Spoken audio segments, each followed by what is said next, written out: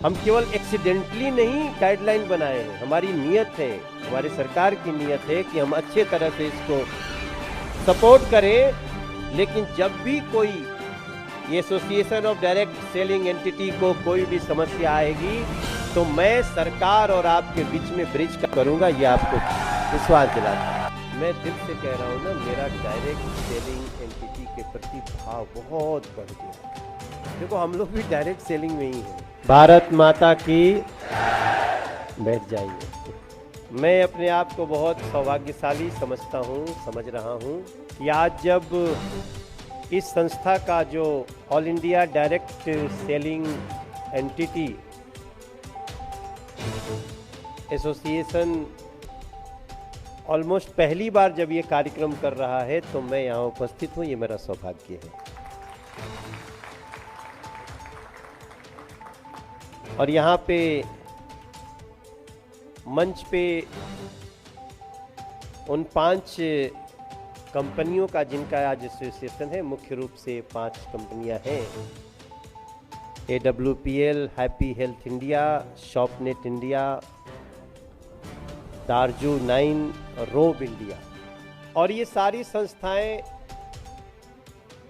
आज अगर देश में अपनी पहचान बनाए हुए है, आत्मनिर्भरता की कहानी लिख रही हैं, तो इसमें जिनका सबसे बड़ा रोल होता है वो उनके अलग अलग अधिकारी, अलग अलग सदस्य। आप सभी को मैं अभिनंदन करता हूं, प्रणाम करता हूं, नमस्कार करता हूं। मुझे भी ये बात जानकारी में है कि ये डायरेक्ट सेलिंग एंटिटी को लेकर के इस एसोसिएशन के लिए बहुत सारी गाइडलाइन नहीं थी, इसके कारण बहुत प्रॉब्लम होती रही होगी। जब कोई गाइडलाइन ही नहीं है तो फिर कितनी समस्याएं हो सकती हैं, ये कहने की बात नहीं है। और ये तब हुआ जब मनोज तिवारी भी सांसद बन गया था, तो ये तो बहुत अच्छी बात है हमारे हिस्से में भी। और सबसे अच्छी बात यह है कि तब इसके मंत्री रामविलास पासवान जी थे और मैं उस संस्था का एक सांसद के रूप में, जो उसकी कमेटीज होती है, मैं उसमें सदस्य के रूप में काम देख रहा था।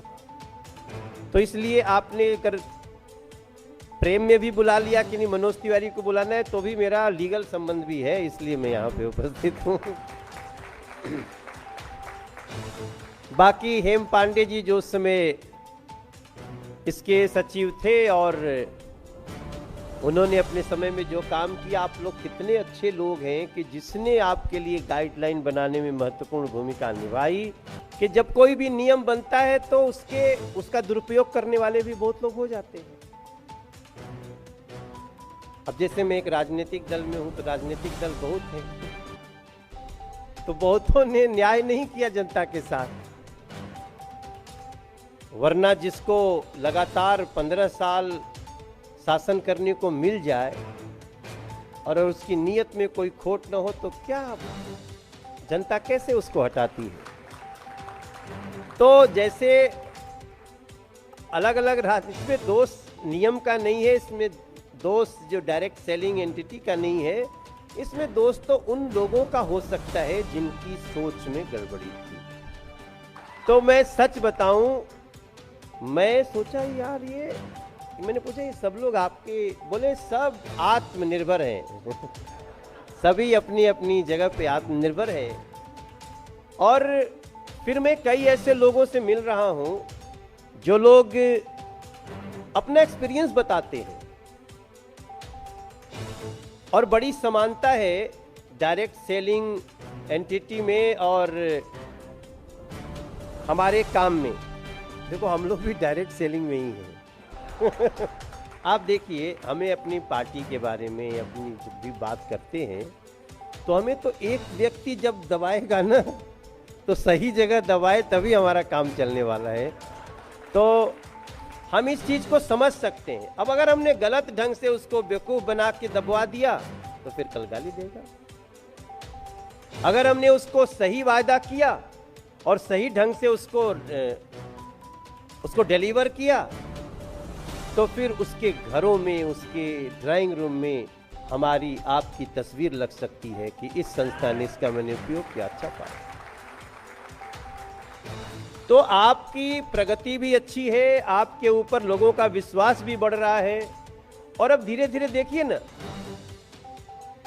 सब कुछ होम डिलीवरी तक आते जा रहा है।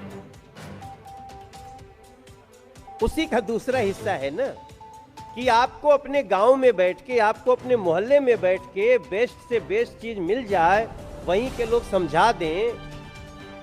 नहीं तो एक समय था जबकि मेरा मूल गांव जो है वो बिहार में है, तो मेरे गांव से जो नजदीक का मार्केट होता था वो बनारस होता था। कितना दूर था? हमारे गांव से 75 किलोमीटर। हमारा गांव बिहार में और वाराणसी यूपी में, लेकिन हमें नहीं लगा कि बीच में कोई बॉर्डर है। हम लोग जब भी कोई त्योहार आता था, घर में फंक्शन होता था, तो हमें सामान खरीदने के लिए बनारस जाना पड़ता था। और मुझे याद है, मैं अपनी माँ के साथ, मैं अपने भैया के साथ कितना जगह घूमते थे, ये कहाँ मिलेगा, इसमें अच्छी से अच्छी चीज कहाँ मिलेगी। अब तो हमें बहुत सारे लोग हमें बता के जाते हैं कि ये अच्छी चीज है, और उसके कारण क्या हुआ, जो लाभ एक संस्था को, एक कंपनी को, कुछ लोगों को होता था, वही लाभ अब इतने ज्यादा संख्या में लोगों को होने लगा। इस व्यवस्था को हम केवल एक्सीडेंटली नहीं गाइडलाइन बनाए हैं, हमारी नियत है, हमारे सरकार की नियत है कि हम अच्छे तरह से इसको सपोर्ट करें। और बाकी तो जिंदगी के हर रास्ते में ईमानदारी की जरूरत पड़ेगी। ऑनेस्टी, स्पष्टवादिता, ठगने रहना, ये तो तमाम आएगा ही। तो इस नाते आप सबको मैं बहुत धन्यवाद करता हूं।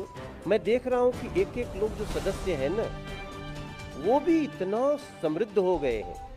अभी मैं 2 दिन पहले बिहार के गोपालगंज में था, छोटा सा इंसिडेंट बताता हूं। और वहां एक व्यक्ति था, उसने मुझे, हमारे लोगों को फोन किया कि मुझे मनोज तिवारी का शो कराना है। तो मैं बोला क्या फंक्शन क्या है? बोला मेरी बहन की शादी है। तो मैं सोचा यार गोपालगंज में कौन है, तो जो नाम आया हमको नहीं लगा कि ये कोई बहुत बड़ा जिस चर्चित आदमी हो, क्योंकि हम लोगों को बुलाने में तो प्रोफेशनली अगर मैं कहीं जाता हूं तो उसका एक सिस्टम है, मेरा वही सोर्स ऑफ इनकम वही है।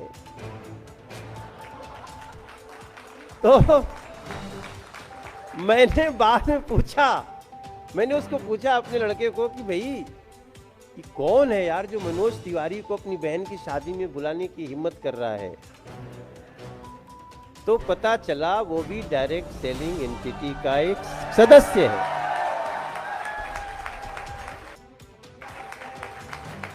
सर मैं दिल से बताऊं, अब मैं इधर बीच में जब से थोड़ा सांसद वांसद बन गया हूं, तो मैं बहुत सिलेक्टेड करता हूं, ताकि वहां ऐसा न हो जाए कि यार कोई भी दो पौआ लगा के कुछ भी बोल बाल दे, थोड़ा रिस्पेक्ट से हो। तो मैं ऐसा देखता रहता हूं। तो निश्चित रूप से थोड़ा सा हम लोग उसकी जो रेम्युनरेशन भी ऐसा रखते हैं कि सब कोई न बुला सके, कम जगह जाए। जब उसके गांव में गया मैं उसके फंक्शन में, तो अब गांव में लगा 25-30 हजार लोग भी जुटे हुए हैं। अब उसको गांव में बहुत लोग जानता नहीं था, क्योंकि वो नया नया सफल हुआ है। तो गांव वाले भी सोचते हैं कैसे इतना बड़ा आदमी हो गया। अब उनको नहीं पता था कि वो जिस संस्था से जुड़ा है कितनी ईमानदारी से अपने वो एकदम सामान्य शुरुआत जोड़ते हैं ना, वैसे आया कि वो ऊपर से तीसरे चौथे पांचवें पे आ गया। और उस कंपनी का हेड भी उस गांव में आया हुआ था। तो मुझे अच्छा, जब मैं उसके गांव में पहुंचा तो मैं उसके बारे में गांव वालों को, वो हमसे बोला कि भैया मेरे बारे में कि मैं ऐसे में कोई गलत आदमी नहीं हूं, मैंने मेहनत करके सब कुछ अर्न किया है। तो पांडे जी मैंने उसको उसे गांव में उसका परिचय दिया, और उसने हो गया वो कि उसने उसी दिन अनाउंस किया मैंने कहा कि तुम कुछ गांव के लोगों को भी जोड़ो इससे, तो 100-200 लोगों को काम मिल जाएगा। ये मेहनती जो होगा, जो स्किल्ड होगा, जो इसमें इंटरेस्टेड होगा, आएगा। तो उसने मेरे सामने घोषित कर दिया और मेरे सामने घोषणा किया कि मैं गांव में एक बहुत बड़ा मंदिर बनाऊंगा, एक बड़ा स्कूल बनाऊंगा। मैं दिल से कह रहा हूं ना, मेरा डायरेक्ट सेलिंग एंटिटी के प्रति भाव बहुत बढ़ गया।